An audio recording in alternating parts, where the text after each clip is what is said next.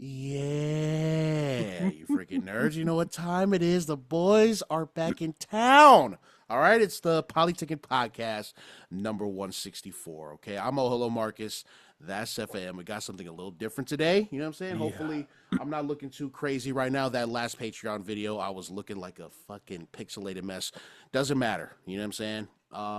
Anyway, Seth came up with this great idea the first idea was to review our old music from Samoa.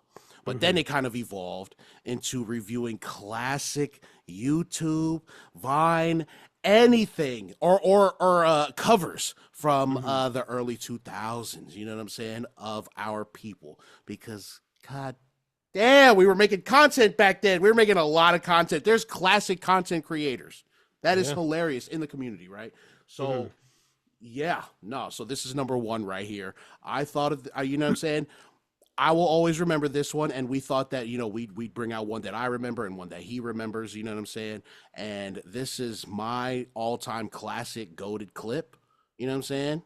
You guys see who's on here. Please tell me if you've seen this video too. This guy has not seen this video, surprisingly, and that's hilarious. Bruh, I've never seen this. I mean, I feel like she looked familiar. But then again, we all look alike. So it don't surprise me that she looked familiar.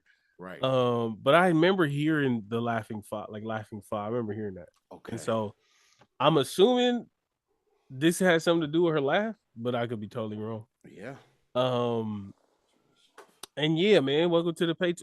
Hey, if you're not watching this on video, you probably should. So go on down to the Patreon, patreon.com/the Polytickin Podcast, man. Come on down, support us directly.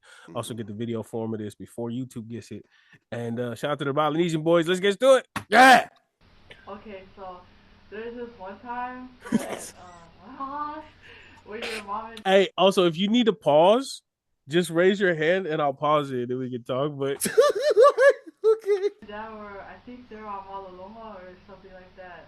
They went away and it was me and my dad and Uncle Malanga or was it Va'a? I don't remember. But I remember we were in the car and you told them that you had to go to some study group, and so you went to like Park Village, I guess, and then we went over there to, like, after a few hours they were talking about how you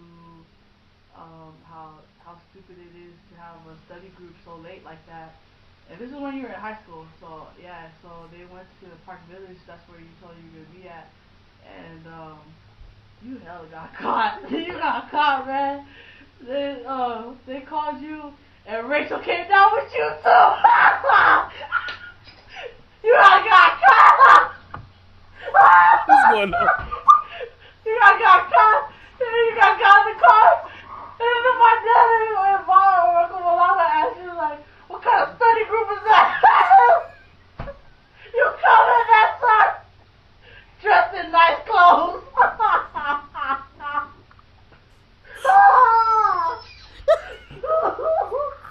And I was in the back seat, feeling stupid. I didn't even understand almost half of what they were saying.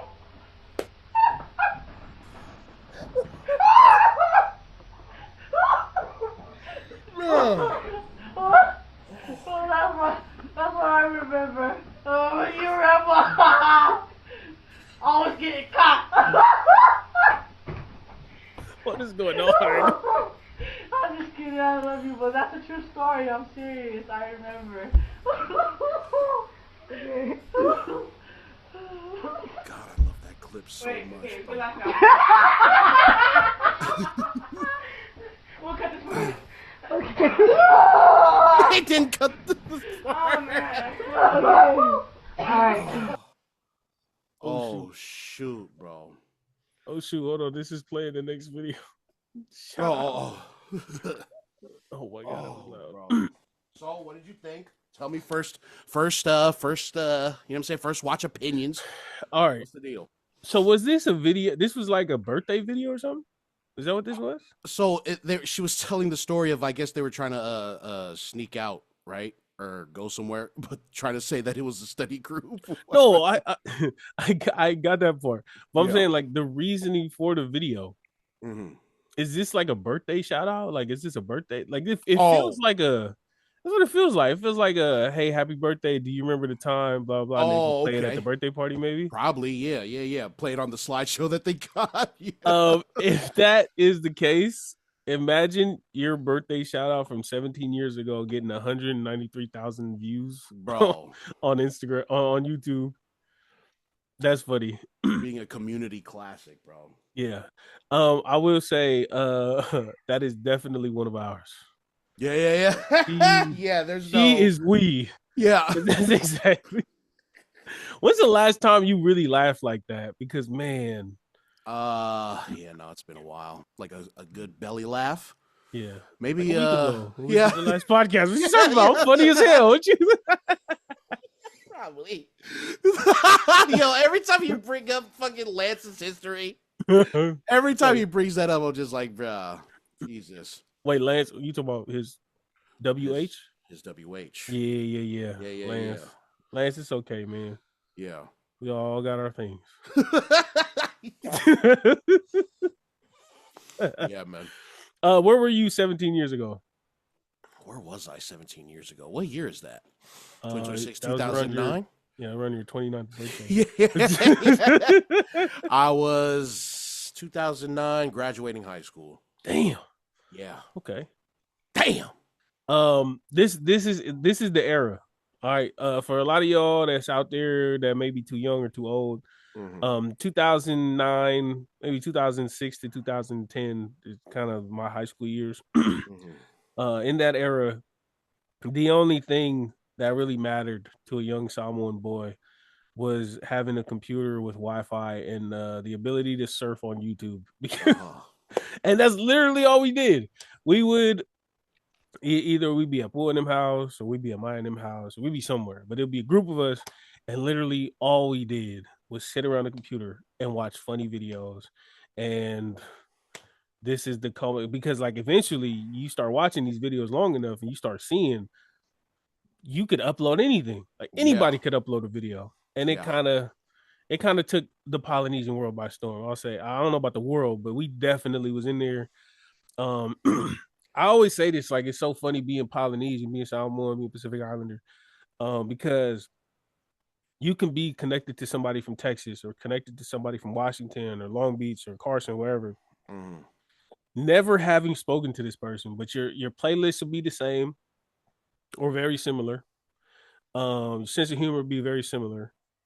And then these type of situations where like a very obscure, video from the early 2000s that the majority of the world has never seen, but somehow, some way, you've all watched the same things. And I think that's a dope part of community. And this is like one of those instances, especially for our age. I know the kids younger, they got TikTok and they do their thing on there, and that's fine. That's great. But it wasn't established like it is now, as far as like community and everybody watching the same thing from different parts of the world. It was not established like that. It was literally like they call it the wild west of the internet, and it really was. YouTube wasn't regulated like it is now. You know what I'm saying? There was no algorithms. There was no algorithms. Like, people were just fucking filming themselves in the room talking shit and uploading. Bro, literally, it's easy for a group of people to watch the same video out here now. Because that's the way the blueprint, that's the way the infrastructure is of these apps. Yeah. The people around. But back then there was no infrastructure. Yeah. There was none, bro. I don't remember hashtags until way later. Yeah. I think I was in Samoa by the time hashtags were a thing. Yeah, so the fact that we all caught on at the same time, it was literally through word of mouth and MySpace bulletins. Yeah. And I mean, if you was on Poly Cafe or whatever else website, you know what I'm saying? Poly Cafe is a crazy pull, bro. Even for people like for us, that's a crazy one, because that was definitely the generation before us, bro. You know what I'm saying? Polyhood, Poly Cafe. Yeah. So it was just a whole different. It was a whole different world back then. It was a whole different landscape, and so videos like that, it's funny to bring up like that. And look, I'm not gonna lie, a video like that may not hit today. Mm-hmm. Because I feel like I used to laugh at the simplest things, and now it's like over time comedy has changed a little bit, and over time we've been exposed to so much. We so desensitized to a bunch of things. Oh, bro, yeah, but yeah, it's something about the old pixelated. You know what I'm saying? Bro, the nostalgia does so much of the work, bro. You know what I'm saying? If I was if I was to watch that for the first time, like you did right now, I'd be like, okay, yeah, that's pretty good. That's pretty funny. You know what I'm saying? But like then watching it then when it just, you know what I'm saying, when there was no structure to it all, yeah, bro, that is the funniest fucking video on the planet in 2009, bro. You know what I'm saying? And what you think Five? I think that's her name. You think she would upload that, knowing that within 17 years, almost 200,000 people would have watched it? Probably not. Probably not, bro. Probably not. Hell no. Yeah, classic. I was gonna play the different one, like a song one, but this one popped up, and so I kind of want to do this one now. Shout out to the comment that we got on the last video. It was talking about Latia. You were talking about Latia, and he said it was certified diamond. Definitely went platinum. Yeah. Like, oh, see, I'm so behind on shit. It wasn't until later, until Samoa, I was getting hip to all the shit that was going on as far as like Samoan content. You know what I mean? Like I seen a couple of things, you know, when I was in high school and stuff. But again, YouTube was a brand new thing, so I was just searching up whatever the fuck. Nah, we was on YouTube like I remember my uncle was like, "Man, you guys get on a computer, you don't even brush your teeth." Hey, we just gotta get these videos in, man. We gotta see what they up to. I was gonna play another one, but this one popped up on the side, and I'm like, I gotta do this one. Okay. So let me all right, video number 2. Let me see. Excuse me.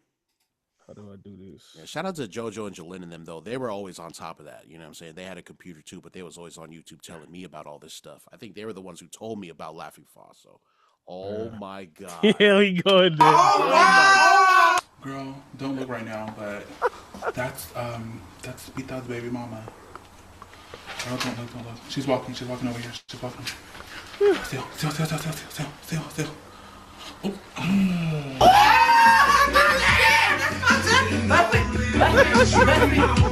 Girl, I hella need a poke and stuff. I know, I need a poke too. Where's the light da?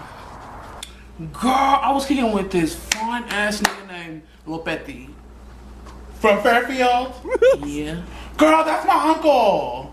That's my uncle. Yeah, I call him Uncle. But he's not really my uncle because that's my baby daddy. That's all he meant for me. For real though? Rest in peace. Sleep tight, girl. You are so fired. Oh, girl's right here. Mom! Mommy! Can you give me some toilet paper, please? You be hanging out with East Palo Alto people too much. Excuse me, Ro? Girl. Excuse me, Ro? I'm about to update my status like free my niggas still on that busted shit. Tutika. Shut the hell up. Oh wow. Oh wow. Oh wow. How? Oh my gosh, who is that fine ass dude right there? Girl, that's my cousin.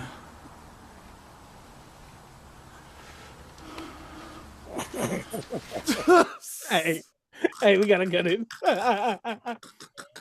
Was that Silencio slap? Yes, it was. Okay, yeah, I was like, wait, what? Oh, yeah. Oh, collaboration. Oh my gosh, bro. You don't understand how many memories that brings up. Oh shoot. They would you talking about diamond and platinum. They were certified legends when I was in high school, bro. Yeah. That was only 14 years ago. East Palo Alto, bro, Northern California. You know what I'm saying? Yeah. I wonder if JoJo and Jalen were on that. I wonder if they knew about that one. They had to. So the last one was 157. This one is 350,000. So is that where Uncolo came from? Because I think that's their language. But I was saying, I feel like they put a spotlight on it back then. Okay. So yeah, this was same time, man. Prime time, you know. The dope thing about these things is we said this before, we touched on this before, but like they was doing this just off of the love. Yeah. It wasn't nobody getting paid. Mm-hmm. It wasn't nobody, you know, doing sponsorships or brand deals or none of that. This is literally just creative people wanting to create, wanting to express themselves, wanting to, you know, find an audience and just be out there. And so this reminds me of a time where not everything was ad dollars, not everything was, oh, how can we grip the audience? How can we, you know, monetize off of this attention? Get the hook. What's the hook, man? What the hook gonna be? Like people weren't fighting over, you know, swipes, and you know, a big thing they'll say right now is like, you got 2 seconds to make an impression before they swipe on you. And so it's like these days content creation is so calculated and it's so meticulous in not the great way, not a great way. It's so like it can be soulless. Yeah, very exactly. Soulless, yeah. You know, and it I mean, there's the joy of you have to, like, bottom line is when you create content these days, you have to be creative, you have to be innovative, you have to be funny for sure. But it's a bit draining these days because of the landscape of the game and the way it is now. Watching these videos, it brings me back to simpler times where it's kind of like, hey, I got an idea. You got a flip phone? You got a phone that can record? Oh yeah, I got a phone that record, or you know, a little camcorder. Let's do it, and then just learning how to, like, I don't know, man. It makes me regret not being a little older and not being a little more established, because if we had something like this set up back in the day, you know what kind of damage we could have done. You know what I'm saying? Pre-algorithm era, you know what I'm saying? All of these different things and whatever. So it's a little bittersweet to watch. But at the same time, it reminds me of being younger and like, yeah. Yo, you are a stereotypical millennial, because millennials just really love nostalgia. Like, that's like a huge stereotype of ours. Yeah. And like, you know, nostalgia does a huge amount of lifting for a lot of the stuff that we consume then and now. So, but what? I'm sorry, y'all childhood sucked so much y'all don't care about it, but ours was banging. We had fun. You know what I'm saying? I had great fun, bro. You know what I mean? My childhood is still running. Yeah. Pokemon is the biggest. Pokemon's been outpacing the S&P market or whatever, the index, whatever, for the last 30 years. Yeah. My childhood was lit. I'm sorry. Yeah. Yeah. There's like, it's kind of crazy that there's a whole generation of kids raised on these videos that, like, you know, like the ones that came like directly after them, like the PZ Drakes that we mentioned, you know what I'm saying? The ones that we were seeing when we were now adults. It's like, I don't know. That's a crazy concept. And if they had like stuck to it or kept to it, oh, bro, it'd be over, dog. Hey, who knows Shane? Yeah, who knows Shane? Can somebody tell Shane get a podcast, please? I just seen a clip from the B For Real or Effing For Real podcast. Love what they doing over there. Shout out to Big Body Cisco. I don't know if he's a part of it or what, but I seen him on there and that was hilarious. Shane needs a podcast. I would watch a Shane Omega. I would watch a Shane podcast every week. Like, with just him by himself, or does he need to have guests on? Because I feel like he can carry stuff by himself. I was gonna say he can do whatever he want. I don't care. Yeah, right. Hey, can we please get a podcast, Shane? Just you know what? Just go through. I guess kind of similar to, I don't know, just do whatever you want, but just do a podcast so we can listen to live. Keep it structured, you know what I'm saying? Give us a solid hour and you're good, bro. Yeah. 30 minutes. 30 minutes. 30 minutes. Yeah, you know what? An hour would probably be a lot. I think a Shane commentary on contemporary Polynesian or Pacific Islander events, current events. Oh yeah. I think that would crack, bro. Yo, Shane versus Steven Setu. Oh my god. Oh shit, bro. I'm not gonna lie. I don't know if anyone can take Steven Setu down, but Shane hit him with the not like us. Right. And definitely like chip you know what I mean, away at the legacy that is Stevie Setu. But that would be funny, bro. That is a great fucking analogy, metaphor, whatever the fuck that is. That's so good, bro. He might not destroy him, but he definitely gonna chip away at the legacy. You know what I'm saying? Right. Yeah. Expose the darknesses over there. Yeah. But yeah, shout out to all the old content creators, man. Shout out to Latia. Marcus didn't know who you were. I did though. I would never disrespect you like that, Latia. You know what? You know what still trips me out is that when you told me shout out to Tassie 1K, when Tassie 1K was doing vines and stuff, I didn't even know he was doing videos too. And then you know what I mean? He's one of the ones who truly just stuck to it, you know? That's a crazy thing to me. Yeah. Shout out to Tassie 1K, bro. My brother. You know how I know Tassie, right? You remember my auntie Penny, right? Mm-hmm. That's his auntie, like his real auntie, like his mom's sister. Yeah. Oh damn.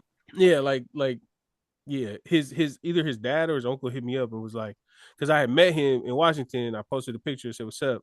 And then his Penny's brother was like, "Hey, you know that's my nephew, like for real, like his mom is Penny's sister." I was like, "What? Damn, that's crazy." And then I told him, I was like, "Bro, you know Penny like my second mom. Like she held it down when I wasn't." He's like, "For real, Auntie Penny did?" I said, "Bro, that's my, like, I'm about to cry in this club." Like I literally was like, "I'm about to cry in this club right now." Like what the? But yeah, man, shout out to Tassie 1K, man. Damn, that's crazy. Yeah, shout out to all the people that paved the way, man.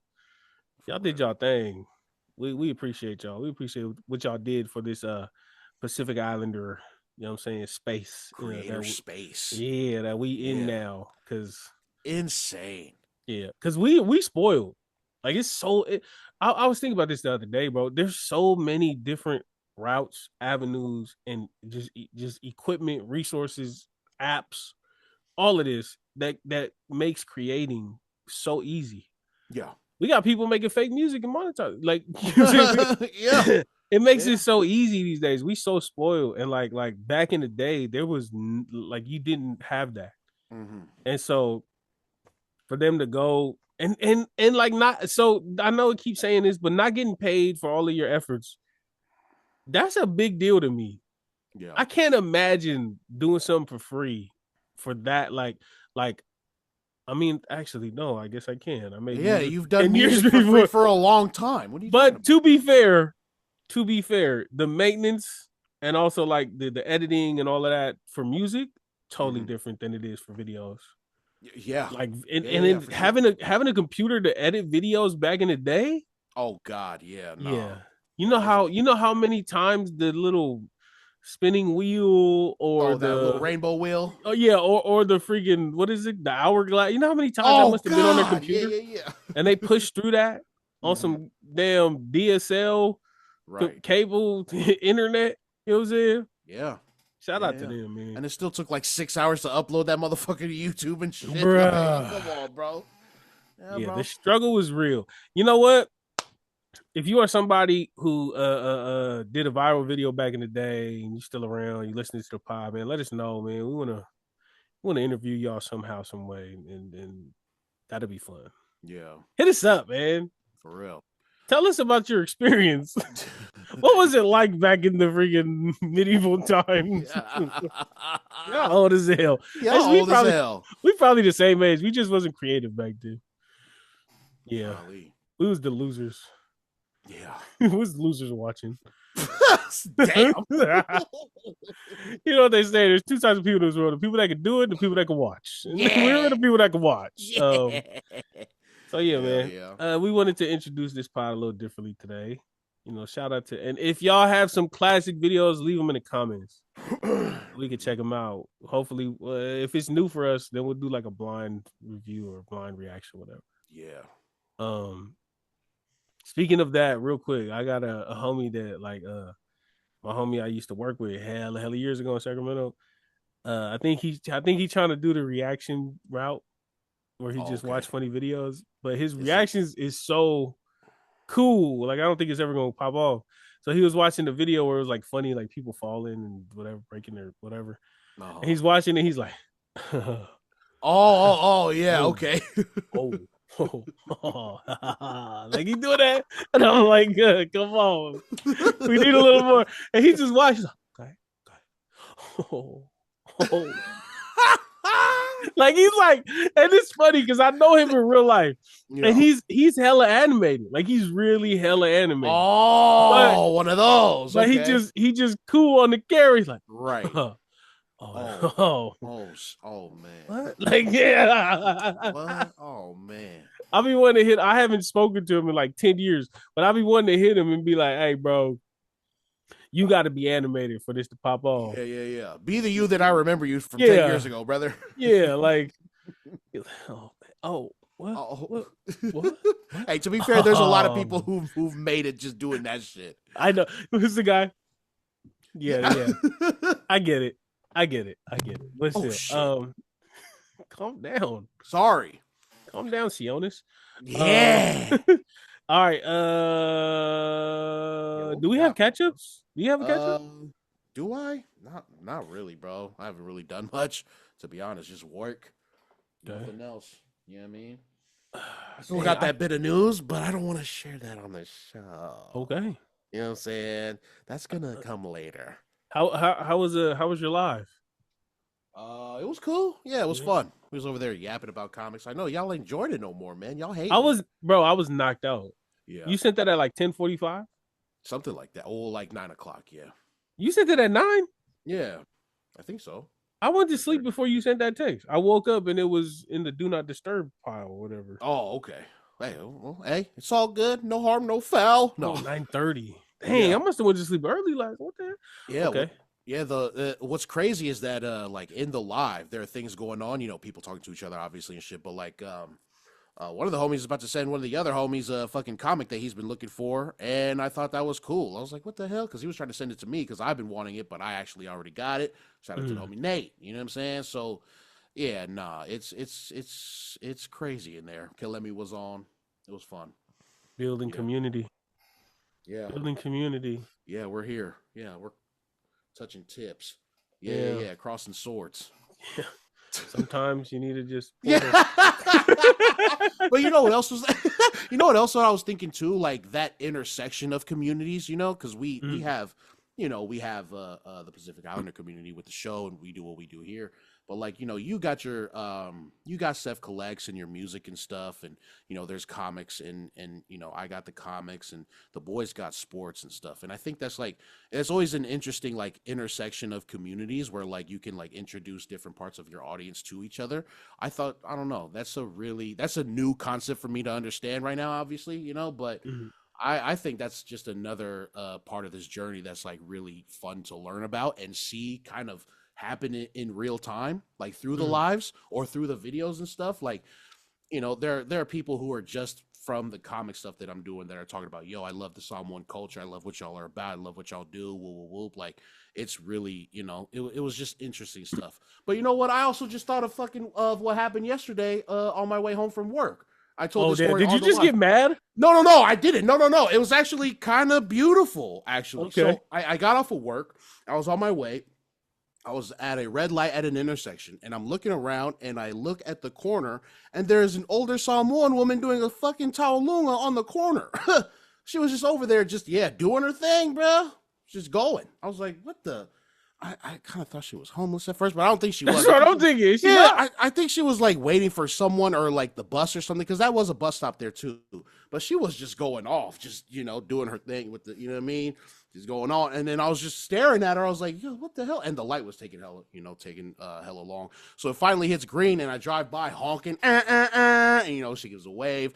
Malo soy for, yelled that right out the window and fucking drove off, bro. I was like, wow. You yelled that? Yeah, I yelled that. Yeah, this guy did.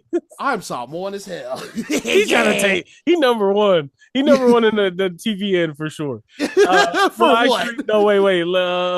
Force is number one. Force is number one. Yeah, but you were strong too. Like you Samoan ngangana. Hey, I don't know if you like bananas, but that's on you. Okay. Yeah. Did she look? That was cool. Did she look disturbed, or she just was having fun? She was having fun. Okay. She looked like she was having fun. Like 50s, 60s? 50s, 60s. 50? Okay. Yeah. Okay. God, That's kind of. I would pull over. yeah. I think so. I don't know. It depends on where was that in your neck of the woods or somewhere a little out of your neck of the woods. A little out of. You know what I mean? I wouldn't pull over then. Yeah, yeah. If it was in my neck of the woods, I would. But if it was out of the neck of the woods, it's okay. Yeah. But, okay. It was just a random thing to see. It was just like, what the hell? You should have rolled your windows like.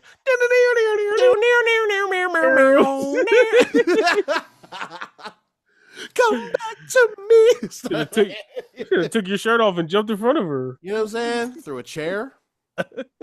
Yeah, bro. Other Okay. than that, I ain't really been up to much, man. Chilling. I'm trying to think of what I did because this is What did you do? This is the long weekend, right? So like a short week. Long weekend? What happened? What's going on? It's Easter. Oh, it's Easter. Oh, yeah. Oh, you know what? Let me take this time to send my love to my family, my Lennon family. My Osopua, you know my Osopua. He so today they laid my auntie, his mom, down to rest. Auntie V.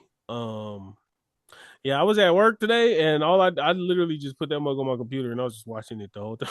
Yeah, I was just watching it. I didn't even know what them pastors were talking about, whatever. But I had to feel like I was there, and so I was watching it. My coworkers were like, "Oh, what are you watching?" I was like, "Oh, it's my auntie's funeral," and they kind of left me alone, which was nice.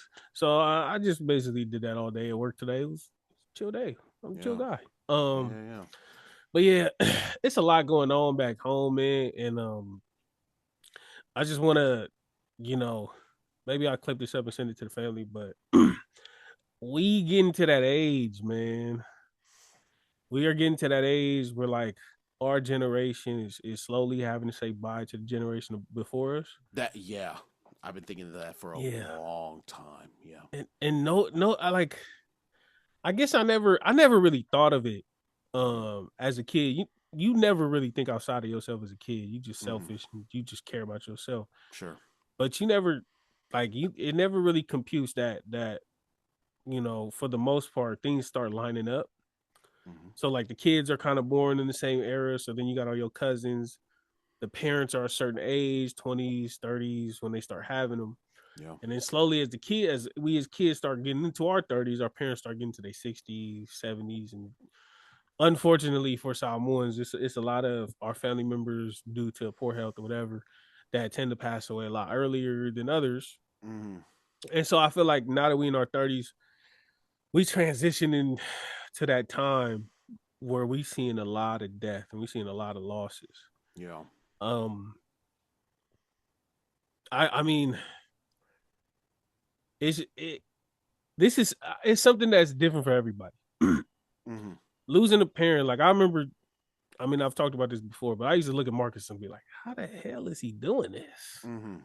And this meaning living and existing and just being out there, you know what I'm saying? And then unfortunately you go through it. And then you kind of realize, oh shoot, this is what you do because this is all you can do. It's kind of like out of necessity, it's kind of out of survival, it's kind of out of just you don't know what you're doing, you just gotta do something other than stay put. Right. Right. And so I see a lot of my cousins, like, and shout out to my Toilet family who just had to say bye to their mom. And now my Lennon family had to say bye to their mom. We got some other family members, older family members going through some health problems right now. So like my other cousins, they on the lookout and just paying attention to certain things. And there's nothing that really prepares you for this type of stuff. And even after, I don't know if there's anything that really consoles you during this type of thing. They say like what is it that old saying about time, right? Time heals all wounds. I don't believe in that at all, not anymore. I think it just helps you to deal with it better, but no, I'm definitely with you on that with the consoling part. I just want to remind my family, friends, and anybody who's listening. And this part may not affect everybody because I don't know everybody's religion. But at least for my family, right? Thankfully we come from God-fearing family. Our parents and our grandparents, they knew the Lord. We know exactly where they are right now. Right. And that's one piece that maybe it's not consolation or maybe it's not comforting as much, but it's something. to know that, especially my TV and like, you know, everybody in our family, they lived a life where they followed who they, you know, they followed the Lord.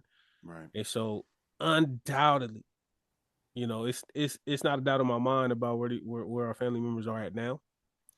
It's just so we gotta accept that fact. And like, I mean, at my pop's funeral, kept it together.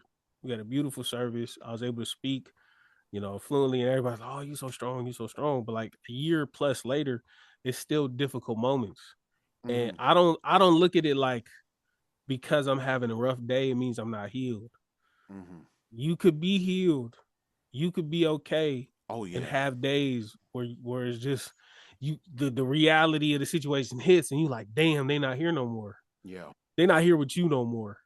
And so I just want to let my family that listen and let people who out there who have lost, you know, a family member or a parent know that like it may not seem like it may seem impossible to find the light at the end of the tunnel, but it's definitely there.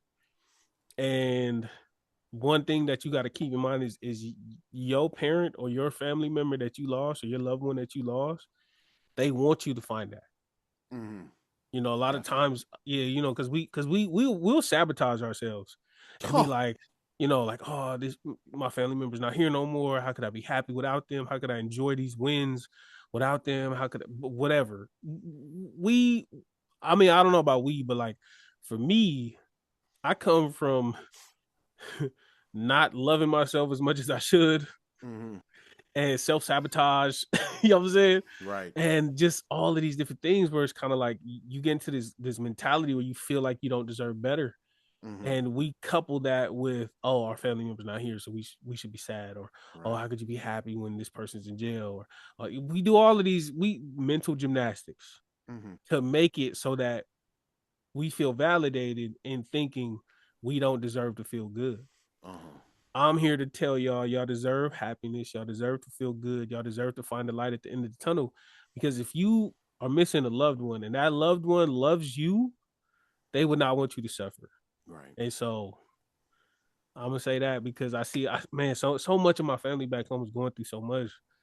And I mean, I know I got it easy because I'm away. I understand I got it very easy because I'm away from ground zero, as I like to call it. And I get to come out here with a clean slate, and I'm not like, when I drive down the streets, I'm not reminded of things as opposed to my family back home, who's like, you know, everything, there's a memory. Like when I'm in Sacramento, I'm like, dang, me and Pops used to eat at this Mexican spot. Dang, I remember me and Pops, the car died out over here. Or, oh, shoot, I remember this park or that. There's so many things that's tied to that. And then over here, I'm like chilling. So like, I understand I come from a privileged perspective where I'm not buried in, and I'm not entrenched in places that are tied to memories like that. Yeah. At the same time, though, man, I just want people to understand there's light at the end of the tunnel. You deserve to see that light at the end of the tunnel. If you don't see that light, it's okay, but just understand that it's there. And once you see it, don't turn around. Or don't act like you didn't see it. You deserve that. It's okay to move. It's okay to accept things. It's okay to build and to, you know what I'm saying, live and all that. So, yeah. Damn, sad boy Seth. I'm so sorry. I'm so sorry. That came out of nowhere, but no, please. I felt like some people might like to hear that, and I also feel like I needed to say that.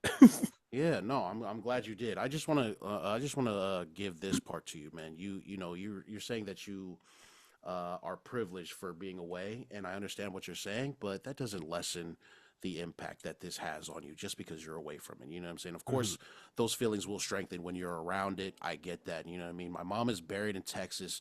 Dad's in Hawaii. You know what I'm saying? So, of course, it's a lot easier for me to be away. I'm here in California. You know, I don't deal with it as much, but it's still an impacting thing, an impactful thing, right? So, you know, it doesn't lessen no matter how much distance there is between you and your loved ones. You know what I'm saying? Like, it's still there. Let's not downplay that, you know. Yeah. But yeah, there's more I wanted to say, but I can't. I don't know. I can't remember. Oh, I'm sorry. Remember. No. That's okay because I wanted you to get all of that out. Mm-hmm. But yeah, bro. Shit. That's crazy. Like that, I thought of that for years. That idea that the new generation, us, is becoming the ones kind of like, looked at by the younger ones as like the old folks now. You know what I'm saying? We're like, when they become our age, it's going to be our turn to like slowly leave this earth and leave it for them, like that concept is still kind of crazy to me, especially after losing, my loved one so young. But like that idea that we are taking the spots of the generation that we seen when we were kids is still like, it still fucks with me mentally. You know what I mean? And it's like, I don't know how I would deal with that, but I think I have a pretty good idea now that I'm pretty familiar with death, at this point in my life. But that is insane. It's insane. Hey, and the thing is, what? Preemptively, before situations occur, you might be like, "There's no way I could do that." But when it kicks in, and that, I don't know where it come from. That's the ancestral spirit that come out of us. But when it's time to do something, it gets done. You know what I'm saying? Like, that's one thing I learned. It's like, whether it's things professionally at my job or whether it's things just like, oh, I don't know how to do this. I've never done this before. One thing that I learned from my pop's service is like, when it's all said and done, even if you don't know what you're doing, or even if you're not sure how it's gonna go, it could get done. It's just something. It's just something in us that,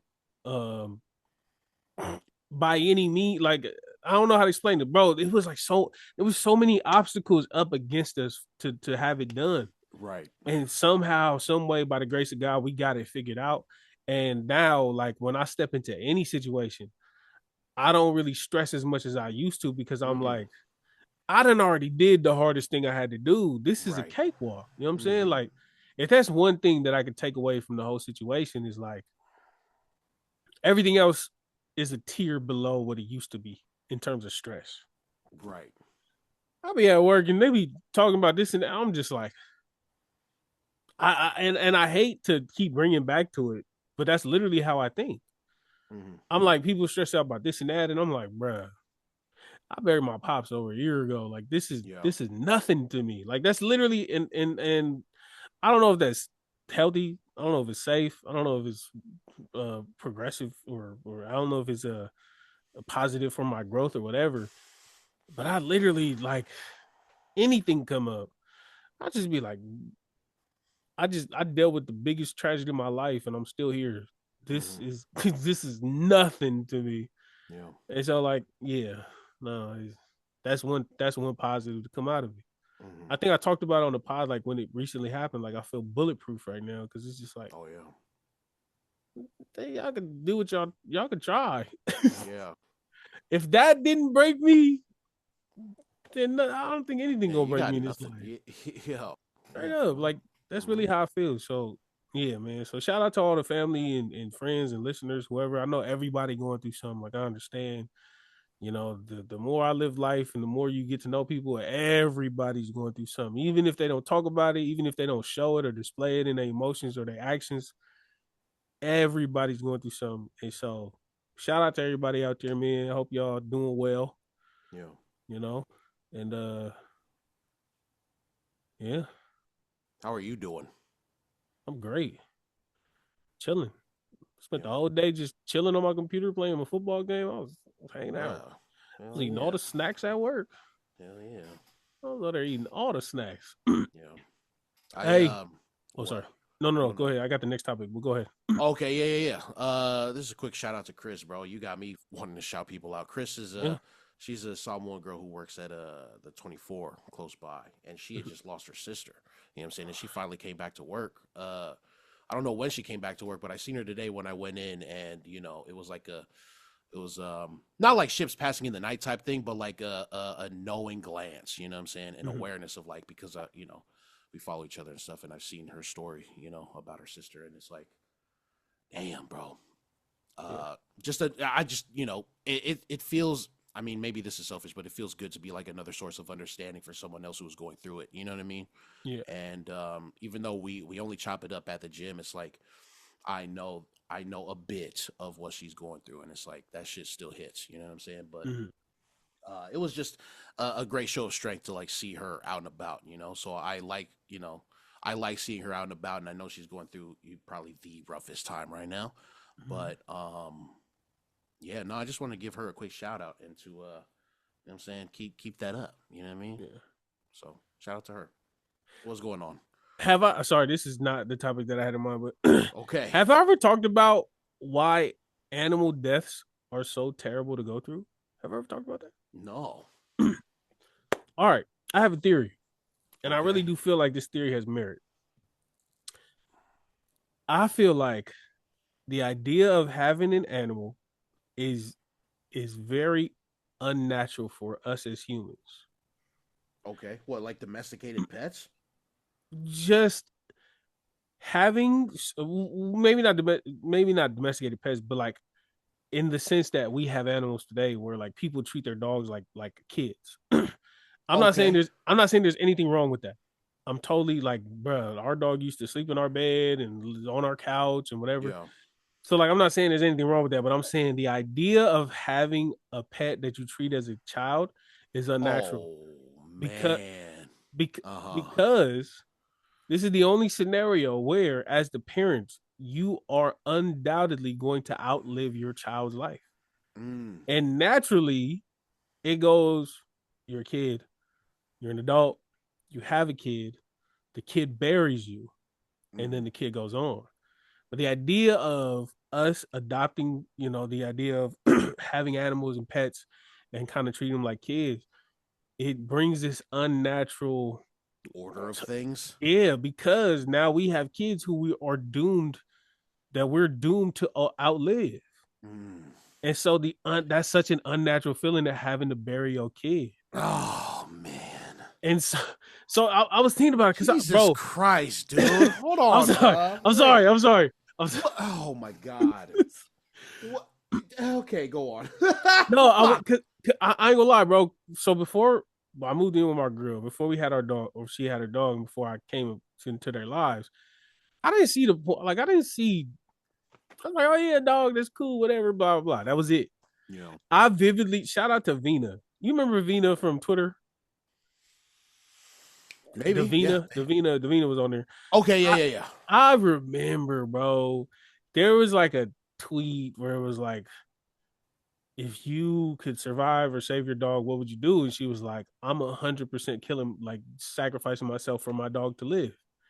And I remember writing back, like, that is the dumbest thing I've ever heard. That dog got like 7 years total.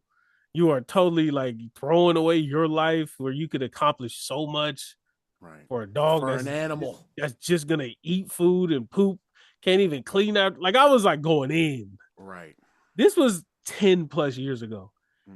When I moved here and I started getting close to our dog, and then when he passed, I could not understand why it was so rough. Like, I was crying in bed at night. Like, I was bad. Yeah. I messaged Vina out of nowhere. Like, I don't talk to Vina as often anymore. Like, that was my homie back in the day, but just life, and everything. But I messaged her out of nowhere. It was like, hey, you might not remember this, but you was talking about your dog on Twitter like 12, 13 years ago. I made fun of you for sacrificing your life for your dog. I just want to let you know I would have done the same thing. I was like, yeah, I actually do remember. I fucking hated you for that. She was like, wait, really, that happened? I was like, bruh. I was like, Vita, I was like, you're making a big. I was acting like it was really about to happen. Like she was about to get. Yeah. But I was like, that was the dumbest. I was like, that's the dumbest thing. I was so stupid. You're so selfish and blah blah. Think about your family. And then I was like, bruh, I just had to say goodbye to our boy, and I would have done the same thing. I'd have been on the first train to Georgia. You know what I'm saying? And so like literally that happened, and then I start thinking about it, and I was like, I literally was looking at myself like, bruh, you like uncontrollable right now. Like this is ridiculous. I'd see dogs in the park and start crying, bro. Like it was just like, I was like, why does this feel like this? And then I thought about it, and then whatever, and I was like, dang, that's crazy. Like we not meant to bury our children, but that essentially happens. So what do? Do we just not think of our pets as children or as kids? I mean, take care of them as we should as pet owners, but don't think of them as our child? No. I know that sounds hard not to do, and I wouldn't even know. I don't have a pet, but I feel like I would grow attached to whatever fucking pet I get. I will cry, bro. I will cry over a goldfish, a snake, bro, a fucking aardvark. If I'm taking care of it, I'm gonna fucking cry over it, bro. Marcus is gonna have a pit bull in a Raiders jersey for sure. Oh my god, for sure. I'll put on a fucking Superman shirt. Oh, yeah, bro, I can see you. Come on, bro. Yeah. So no, I'm not saying. I'm already like I'm thinking of dream scenarios right now. I don't even have a fucking pet right now. I would cry. I'm crying. No, I'm not. I'm definitely not here standing on soapbox and trying to preach to y'all to stop doing that. No. I'm not saying that. I'm not saying to do that either. I'm saying to like maybe make that process easier, because if it's an unnatural thing, then try not to think of it as your kid. This is your companion, your dog that you're taking care of. But then again, it kind of can't be helped to think that way when you're taking care of something from birth till death. So you can't.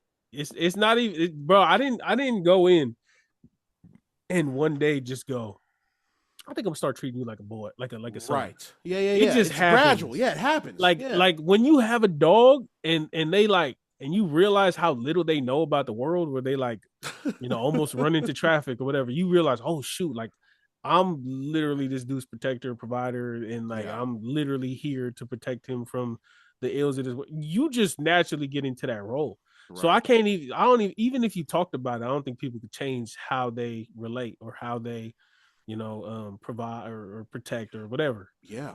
My thing is, at least knowing can do something. Because when you don't know, like if you got anxiety and you don't know, you don't understand anxiety, but you know, like when you're getting ready for a test, your heart starts beating faster, your chest starts getting tighter. Yeah. You start getting sweatier, clammy, and like all of these things, your mouth starts to get dry, and you're like, I don't know why this is happening. But when you start introducing the idea of anxiety attacks and things like that, panic attacks, then you realize, oh shoot, when this happens, I identify that this is happening. Let me figure out a way that I could calm myself, that I could center myself, that I could stop this from happening, and then you could combat it. So I'm not saying that we shouldn't treat them like kids. I'm saying that as long as you realize the reason why it hurts so much is because it's an unnatural feeling as a human being. None of our ancestors, well, I mean, I'm sure we've had ancestors who had to bury their children, but more often than not, throughout our whole lineage, the children outlasted the parents. And that's just how our bodies have been conditioned, how our brains have been conditioned. And now that we are so spoiled in this first world problems, we have these little puppies that are taking on the children roles just to understand that this is why this is feeling like this. I feel like could do a lot to help people. Okay. You know what I'm saying? Like knowing is half the battle type thing. Okay. Because it makes sense to me, and I hope it makes sense to other people. We need an expert animal psychologist, maybe a regular psychologist, to weigh in on this, because that is such a gray theory, man. Because you just can't help but treat your pets like they're your children. There's no way around it. So, anybody of note that we can call on? Should we call? Who do we call on? I mean, who? What about that Samoan psychiatrist or whatever, that girl that's on TikTok or Instagram? Oh yeah, okay. I was gonna say the Samoan scientist. Yeah, there's a girl, but I mean, no, I know. I know. It's fucking dumb. Okay, so the Samoan psychiatrist. We need you. We need you, girl. Please explain this, man. Yeah, let us know. Yeah. One more topic, because we probably got enough time, but the boat race. Fantastic boat race coming up. Who do you cheer for?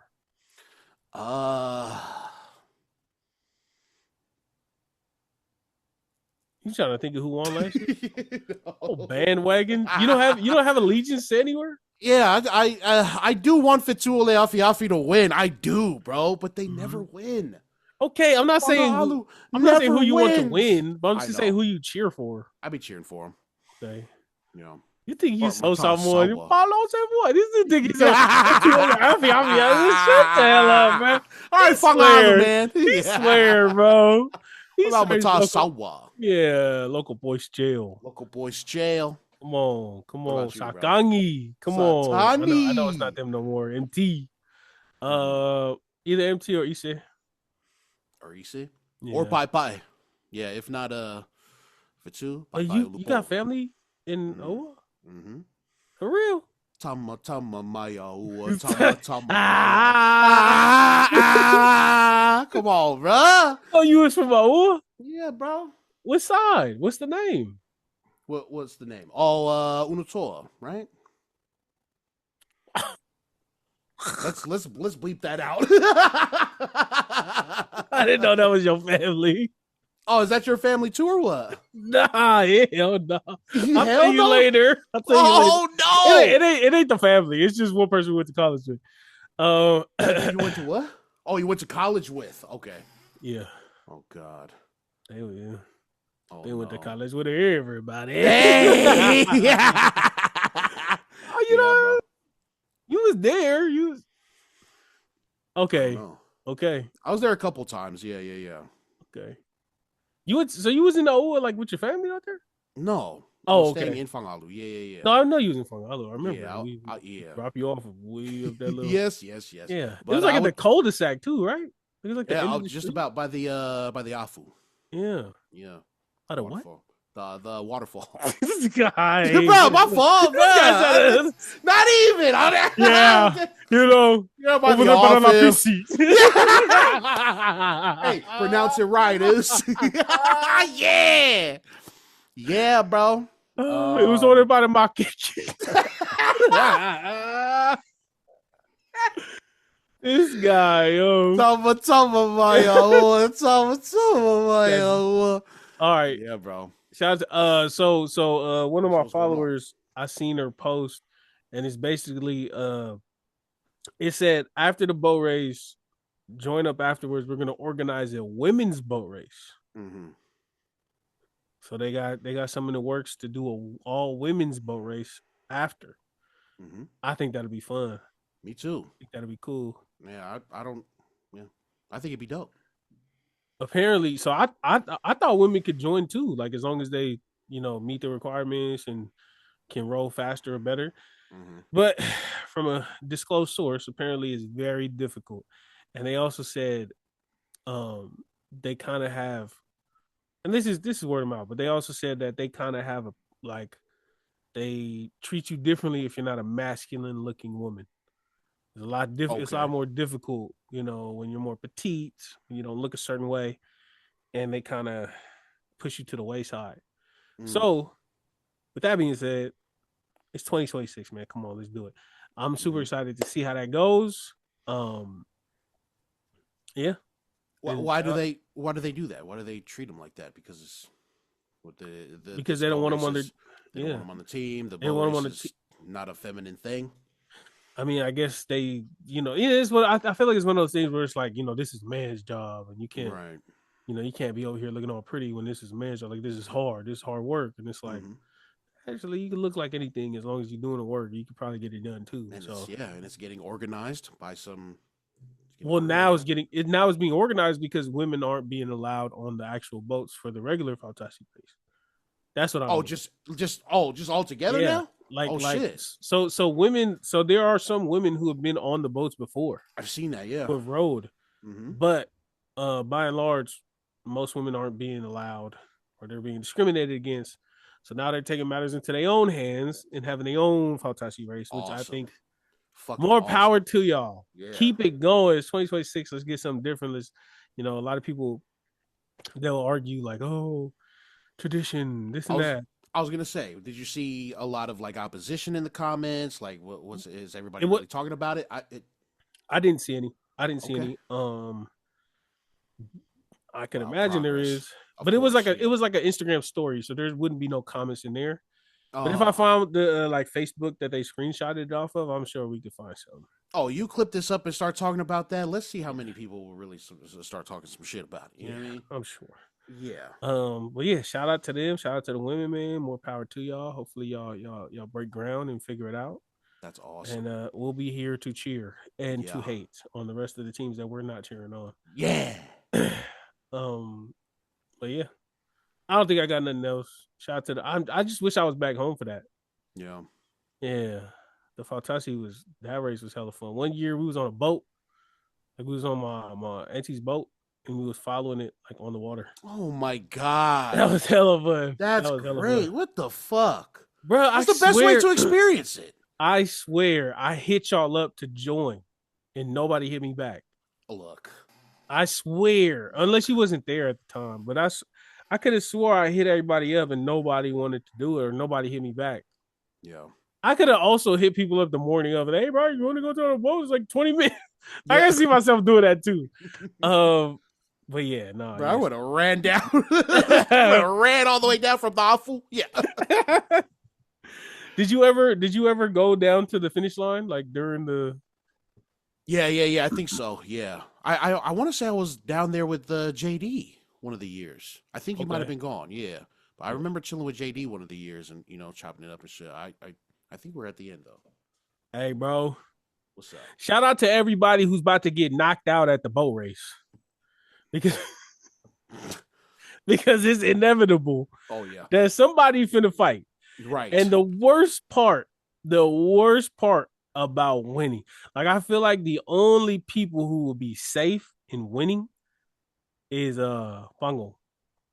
Okay. Aiko is the only boat. If you would tell me, hey, you could join the team and whatever team you're gonna be on is gonna be the winners, I would only want to vote for being a part of Pongo Aiko because the finish line is in Pongo and you ain't gotta drive nowhere. But if you win and you from Aua or you from the Uli or you from wherever, that's a long drive home, buddy. Your home Mordecai gotta go through all of the villages that you just beat. and trust me, whoever wins is gonna be accused of cheating. They're gonna be accused of leaving the finish line too early or not being lined up perfectly or whatever, bumping, getting too close and bump. I've never seen somebody win and everybody go, wow, they were the better boat. Right. It's always something to pop off. We have been there. We've been there through hella rock fights, you know what I'm saying, where people just start getting up there, seeing people hopping off the trucks and jumping in and scrapping just right there. We just seen the crazy. I seen a girl walking down the street with a Sharpie in her hand. And we were in traffic and we didn't make it in time. She walking down the street, or no, maybe we was on the way, but the first heat went or something like that. She got a marker in her hand and she wrote New Uli Wan on her t-shirt. Oh, shoot. And she was walking around like this. Oh, he just wrote it on her shirt. Bruh, we was, me and Jace, we was in a tracker, we was going. And I remember it was Newly just won. And we riding back and we beeping. And everybody see Jace. Because you know what I'm saying? Jace was Mr. 6. He was Mr. Newly. He was Mr. 6A Flow. Even though he's from Asili and from freaking Kula. But apparently, because he part of 6A Flow, he just Newly all the way. Yeah. So we mobbing in the tracker. And we going and we beeping the horn and everybody, whatever. And Newly, like, they in front of us and behind us. So we like, oh, yeah, we Newly. Yeah. And then we got people hopping on our... Can we? And they just hopping on our car and just yelling. And the issue was one time this dude hopped on a car, but he started popping it in like Utule or something. And he's yelling at dudes by the back of our car. And we're like, oh God. I'm like, thank God this tracker got plastic windows. So we don't, right. Something happen, it ain't gonna be too bad. Yeah. But yeah, like it's always such a fun event. You gotta get there early. And if you get there early, you trying to get home at a certain time, you got to leave before leave before the boat race is done. Because if you don't, you're gonna be stuck. It's a whole more to and don't, bruh. And the year that Newly won, we was tripping like, why is the traffic so bad? Like, what is going on? Then we seen on Facebook, she's doing a Siva in front of the very first car. They got the music blasting. She just walking. She just Who's that old girl with the Sharpie? No. Just like we didn't know why the traffic was taking so long, and it's because the very first car in the whole motorcade was going like 1 mile per hour while everybody's outside ghost riding the whip, and she just doing her suicide like just, and we're just like, oh, that's why it was taking so damn long. So yeah, man, there's nothing like attending Flag Day. There's nothing like being at the finish line during the Fautasi boat race. There's nothing like it, bro. Yeah. Electricity in the air, tension so thick, you could cut that mug with a 2x4. Yeah, like that's how thick it is. And so I'm jealous. I'm jealous of everybody who gets to be there, but at the same time, I'm too old for all that. Because I know for the show, there have been times where I almost got through with a rock. I almost got through with a rock a couple times just being in the middle of things. Yeah. And so shout out to everybody who's about to get knocked out. You know, salute to y'all. Shout out to everybody. Shout out to all the cars that's finna get their windows busted. Salute to damn. Yeah. Shout out to all the boys who's finna throw the boaters, duck behind the crowd, and take off and run behind the boathouse. Salute to you. You know what I'm saying? Shout out to all the old people that's going to be drunk as hell. Shout out to all the people participating in the race. Yeah. Shout out to all the cheaters. Shout out to all the complainers. Shout out to the sore losers. And shout out to the winners and the Matais and the Faipulas of whoever wins for taking the money. All right. Yeah. You heard them? God damn. Yeah. Yeah. Anything? No, I think you got it, bro. You got it. God damn, this was a very somber episode. I'm sorry, y'all. No, I'm sorry. When we don't have a docket, Seth just gets sad. I'm sorry, y'all. Yeah, man. I ain't got nothing. You got nothing either? No, I'm chilling. It's 6:00 already. Shit. It's 6:00 on the dot. I'm in my drop top cruising the streets. This is episode 164. You freaking nerds. You know what time it is. Go far. Thank you. Pop. Pop.